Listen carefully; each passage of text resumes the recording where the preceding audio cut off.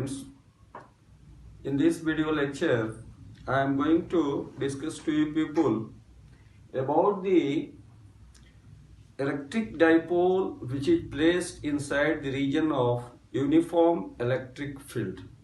प्यारे बच्चों, आज के इस वीडियो कार्यक्रम में हम ये सिखाएंगे तुम लोगों को कि अगर एक इलेक्ट्रिक डाइपोल जो है उसको अगर एक यूनिफॉर्म इलेक्ट्रिक फील्ड वाले रीजन में प्लेस कर देते हैं तो ऐसी स्थिति परिस्थिति में क्या बातें बनती हैं, क्या कुछ होता है, इसी के बारे में हम आज विचार करेंगे।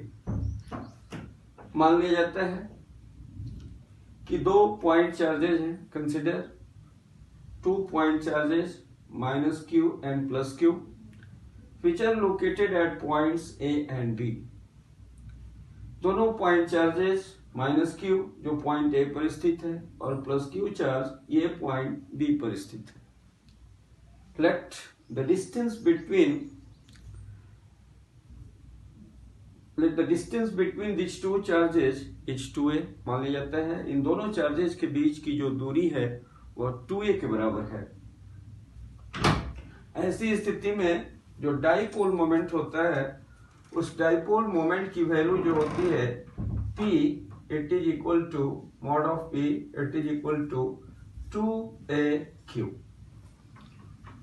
अब इस इलेक्ट्रिक डाइपोल को हम एक यूनिफॉर्म इलेक्ट्रिक फील्ड वाले रीजन में प्लेस कर रहे हैं।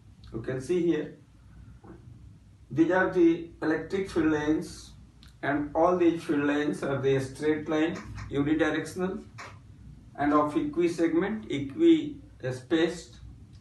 So such types of field lines represent the region of uniform electric field। अर्थात इस तरह के जो field lines ये खींचे गए हैं इनसे हम इस निष्कर्ष पर पहुंचते हैं कि यह जो रीजन है यह रीजन यूनिफॉर्म इलेक्ट्रिक फील्ड का रीजन है और यह जो यूनिफॉर्म इलेक्ट्रिक फील्ड का रीजन है इसके लिए किसी भी पॉइंट पर यह जो रीजन है इसमें किसी भी पॉइंट पर अगर हम बात करें तो किसी भी पॉइंट पर जो फील्ड स्ट्रेंथ होगा उसकी वैल्यू कैपिटल E न्यूटन पर कूलम है। अब ये जो डाइपोल मोमेंट P है इस डाइपोल मोमेंट P का जो डायरेक्शन है पहले हम बता चुके हैं, इस माइनस q चार्ज से प्लस q चार्ज की ओर और इस तरह से हम देख सकते हैं जो डाइपोल मोमेंट वेक्टर P है इस P का डायरेक्शन इस तरह से चिन्हित किया गया है और देखा जाए ये जो पॉइंट है this point is the mid point of the dipole length. अब हम जिस समय इस डाइपोल सिस्टम को इस फील्ड में रखे हैं उस समय स्थिति परिस्थिति ऐसी बनती है कि यह जो डाइपोल मोमेंट वेक्टर P है वह इलेक्ट्रिक फील्ड का जो डायरेक्शन है इसके साथ जो एंगल बनाता है वह थीटा है। I mean to say that the instant when this dipole system is placed inside the region of uniform electric field, the dipole moment vector P, it makes an angle theta with the direction of applied electric field E। अब जैसा कि तुम जानते हो पीछे वाले class में हमने इस बात को डिस्कस किया है कि यदि कोई इलेक्ट्रोस्टैटिक फील्ड हो और उस फील्ड में यदि किसी चार बॉडी को हम रखते हैं तो उस चार बॉडी पर एक फोर्स लगता है और वह जो फोर्स होता है उस चार्ज के मैग्नीट्यूड और जो फील्ड का स्ट्रेंथ होता है दोनों के प्रोडक्ट के द्वारा दिया जाता है और उस फोर्स का जो डायरेक्शन होता है वही होता है जो अप्लाइड इलेक्ट्रिक फील्ड का डायरेक्शन होता है। So just now see here ये जो चार्ज है प्लस Q निश्चित रूप से चूंकि ये चार्ज पॉजिटिव है इसलिए इस चार्ज पर एक फोर्स कार्य करेगा कितना F बराबर चार्ज का मैग्नीट्यूड Q है और अप्लाइड इलेक्ट्रिक फील्ड E है तो जो फोर्स लगेगा F बराबर Q इंटू E। और तुम देख सकते हो यह जो फोर्स है इस फोर्स का जो डायरेक्शन है जो अप्लाइड इलेक्ट्रिक फील्ड का डायरेक्शन है वही इस फोर्स का डायरेक्शन है। अब जरा हम इस चार्ज पर डिस्कस करें। यह चार्ज चूंकि नेगेटिव चार्ज है, इसलिए इस चार्ज पर जो फोर्स लगेगा उसका मैग्नीट्यूड तो इतना ही होगा, but its direction will be opposite to the previous situation. यानी यहाँ जो फोर्स का डायरेक्शन है उसके जस्ट विपरीत डायरेक्शन में यह जो फोर्स है वह लग रहा है, और फोर्स का मैग्नीट्यूड भी Q into E यही है। My dear students, in class 11 already you have learned that if there be two equal and opposite forces acting on a body or a system, अगर किसी बॉडी या system पर दो बराबर और विपरीत फोर्सेस काम करते हो तो ऐसी स्थिति में ऐसे पेयर ऑफ फोर्सेस एक फिजिकल क्वांटिटी जिसको हम लोग टॉर्क के नाम से जानते हैं उसकी उत्पत्ति करते हैं। एक जनरल क्वेश्चन तुम्हारे दिमाग में पैदा होगा कि ये जो डाइपोल सिस्टम है, इस डाइपोल सिस्टम का अपना खुद का भी एक इलेक्ट्रिक फील्ड होगा, लेकिन हम यहां ये मानते हैं कि इस डाइपोल सिस्टम के चलते जो इसका खुद का अपना इलेक्ट्रिक फील्ड है वह बहुत ही कमजोर है, और जो ये एक्सटर्नल अप्लाइड इलेक्ट्रिक फील्ड है उसको वह फील्ड अपोज करेगा, लेकिन चूंकि उस फील्ड की ताकत बहुत कमजोर है इसलिए उसको हम लोग नेग्लेक्ट कर देंगे। So the net force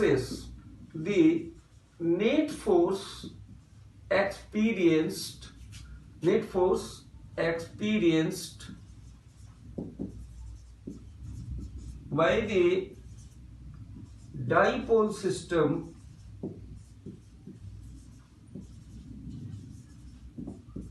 will be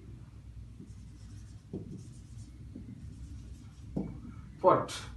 QE minus QE, QE minus QE, that is equal to 0.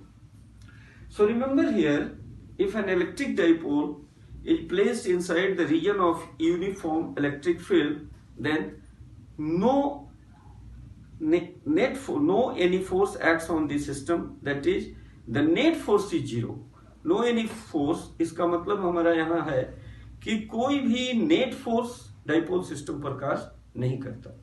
लेकिन इस तरह के दो इक्वल एंड ऑपोजिट फोर्सेस जिस फिजिकल क्वांटिटी को पैदा करेंगे उसे हम लोग टॉर्क के नाम से जानते हैं, और यह जो टॉर्क होता है it is equal to force into perpendicular distance, force into perpendicular distance.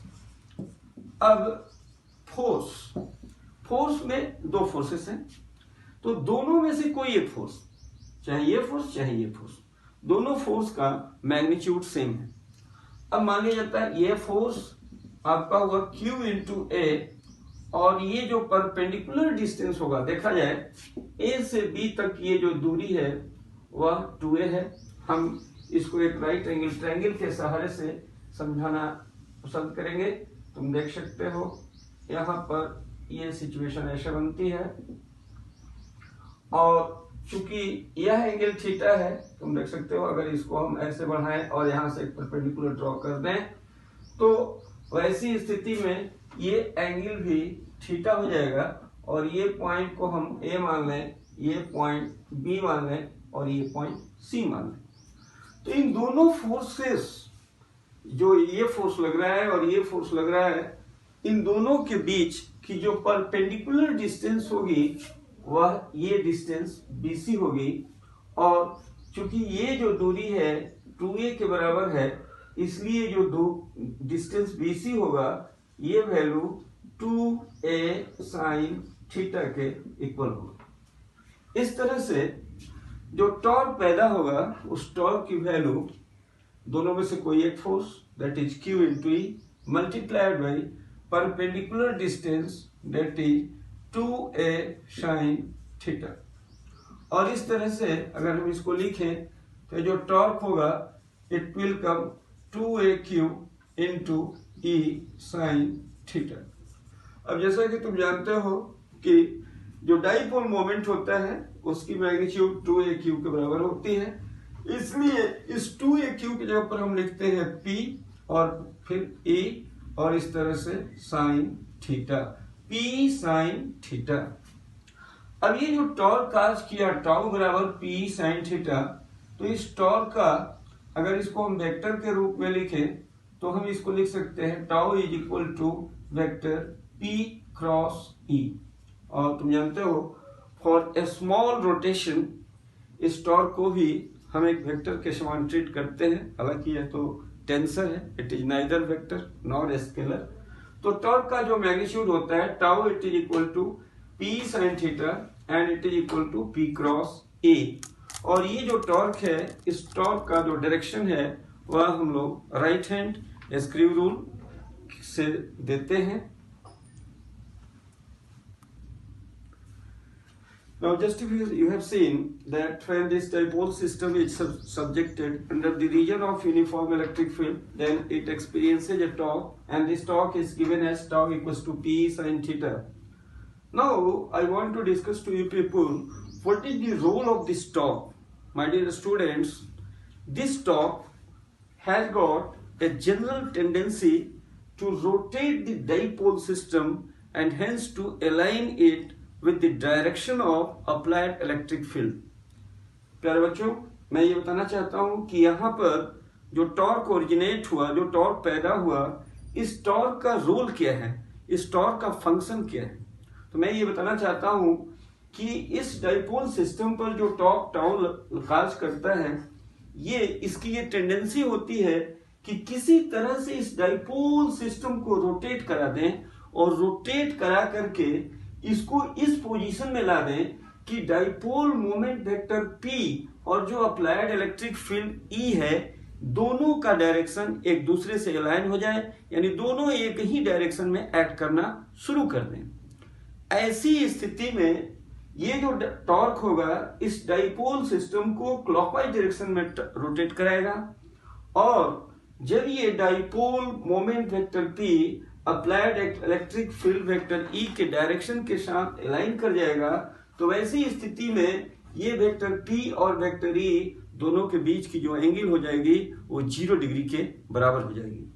Now I want to discuss to you people about some cases. The case first, this case first when theta is equal to 0। So my dear students, in this very formula, if you put the value of theta equals to 0, it will be sin 0, and sin 0 comes 0.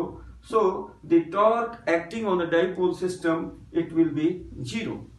Remember, when the dipole moment vector P aligns with the direction of applied electric field vector E, then theta becomes equal to 0, and in such a situation the torque acting on the system becomes equal to 0. So in this situation, this dipole system is said to be in a stable equilibrium. Now we want to discuss to you people about case 2. Now case 2, when theta is equal to 90 degree. So when the angle between vector P and vector E is 90 degree, in that situation this theta comes 90 degree and sin 90 it is equal to 1. So in such a situation, a maximum value of torque will act on the given dipole system.